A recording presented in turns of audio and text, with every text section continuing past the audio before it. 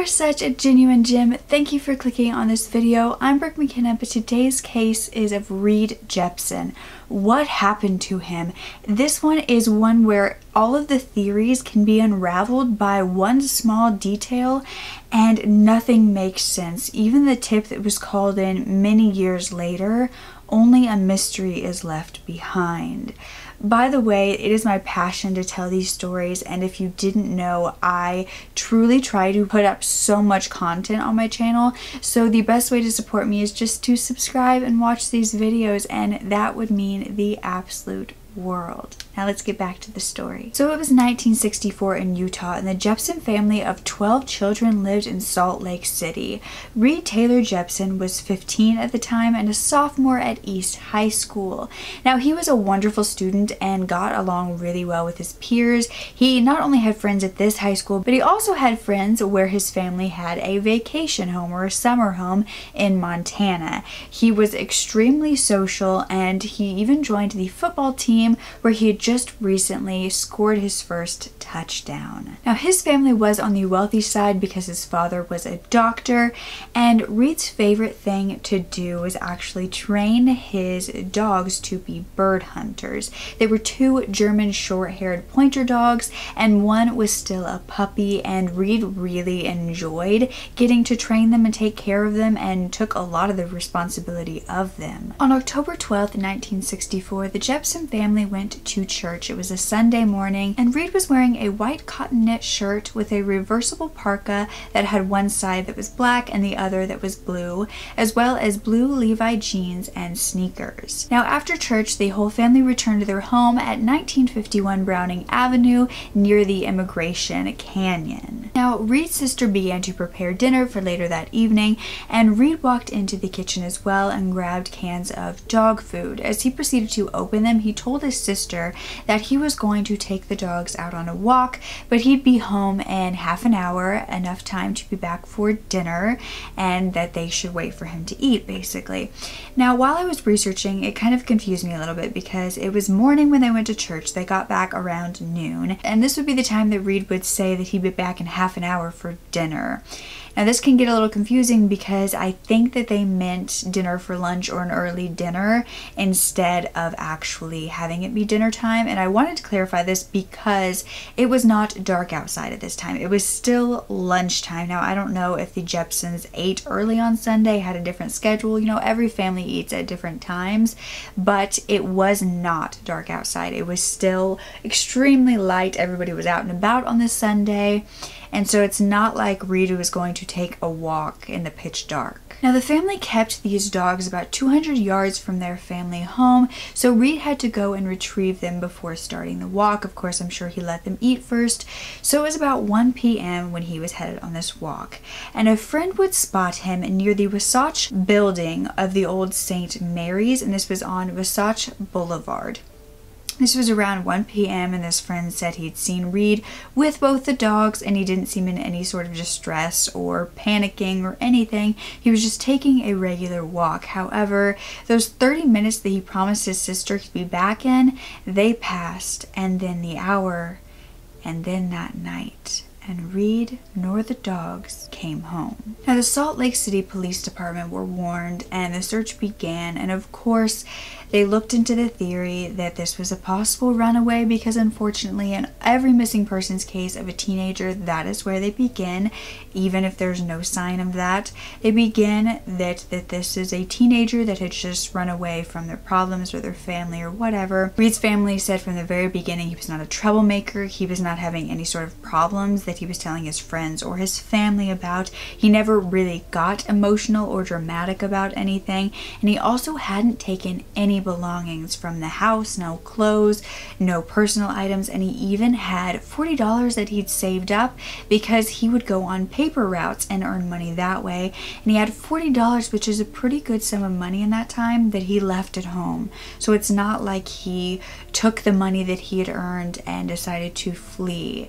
He had just gone out with 2 dogs and nothing else on him and vanished. Now, police and volunteers alike went out to search on this extensive search of the area for Reed and these 2 dogs that had gone missing. They put up posters that said that Reed was a Caucasian boy with blonde hair and brown eyes. He also had braces on his upper and lower teeth at the time and was around 5'6" and 140 to 150 pounds. Investigators found no sign of foul play at his home or around the area he was said to walk through or anywhere in the town. The most baffling part was that the dogs were missing as well. There was something about the dogs that had gone missing as well that shrouded this entire case in mystery, because if an abductor was going to take a boy, there was very little chance that they would have taken the dogs as well. However, if Reed, as he loved these dogs so much, didn't want to let go of them, refused to let go of them in this scenario, possibly the abductor just took the dogs as well to get it over with quicker and get out of the area. But it's very unlikely that someone that was just wanting to take a boy would take the dogs, or that if Reed was abducted by someone he didn't know, that he wouldn't let go of the dogs in a panic and they could run away. However, these dogs were not being found anywhere. Their bones, their leashes, nothing. Now, Reed's case seemed to go cold as quickly as it had happened, and it was officially closed in 1996 with 0 answers found, and it would be years later until there would be another break in this case. Now, it was 2010, and this would make Reed's missing persons case the oldest active missing persons case in this department. Now, a tip had been called into the police, which is the reason why this case was reopened in the first place. And this tip led them to a gully near Clayton Middle School, which was on 1900 East and 1450 South.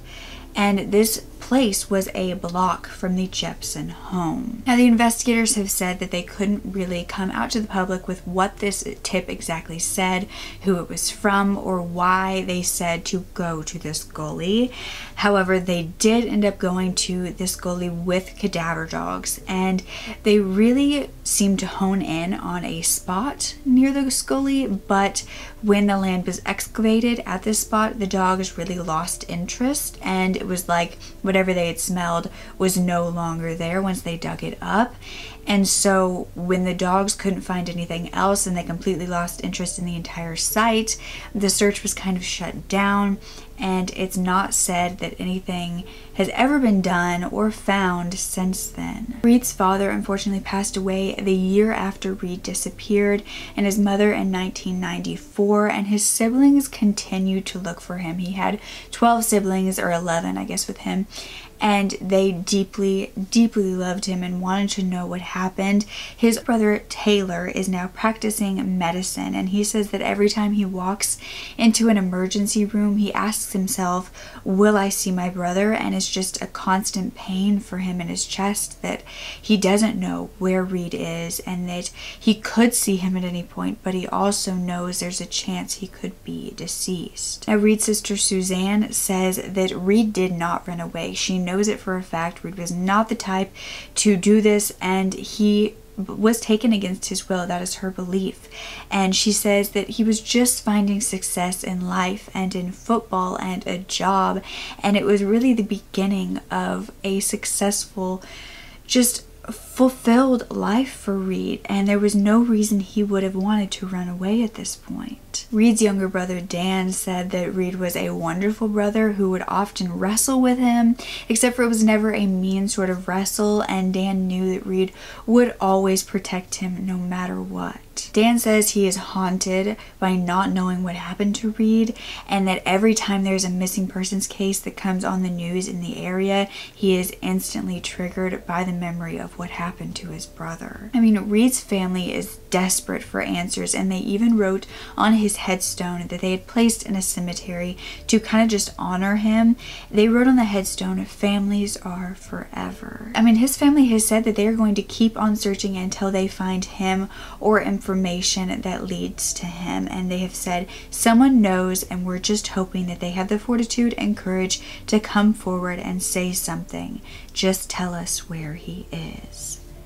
So if you have any information, please contact the Salt Lake City Police Department at 801-799-3000. His family has also given DNA in hopes that they can identify him in the future, but he would be 70 years old today, and this is the age progression photo of what he would look like. So of course, if you have seen anyone who looks like this, please contact the number and let them know what you know, because it could be something huge. And even if it's not, it's better to go ahead and cover it and make sure that it's not, rather than just never knowing about it. Now, the number one theory in this case is abduction. However, why were the dogs never found?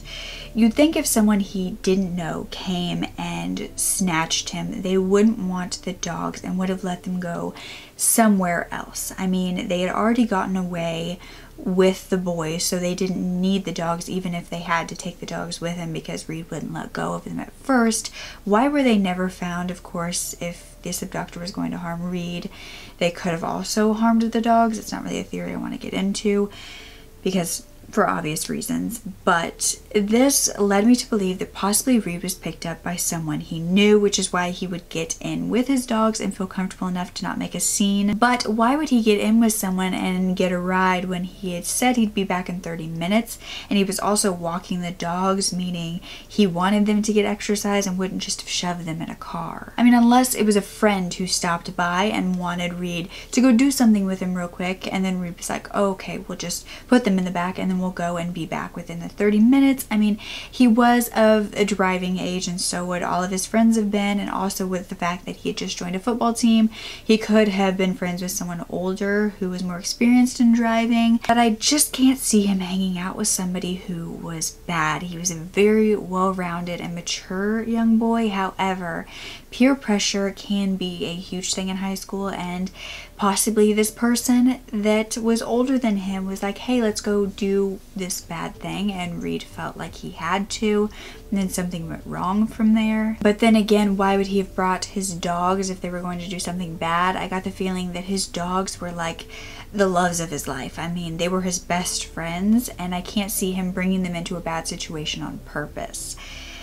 But how could, if this was a kid in the area who had gotten him in the car, unless it was an accidental murder, and even in that, how would they have hidden the body so well, and the dogs as well, to the fact that nobody ever found anything? I mean, it was also the middle of the day, so how did nobody see anything unless Reed knew this person and got in willingly?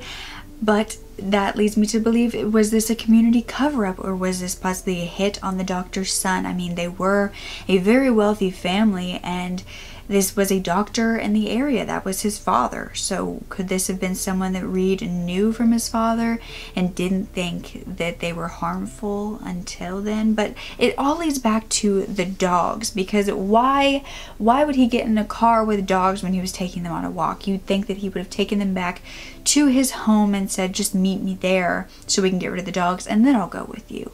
Unless it was just a spur of the moment thing.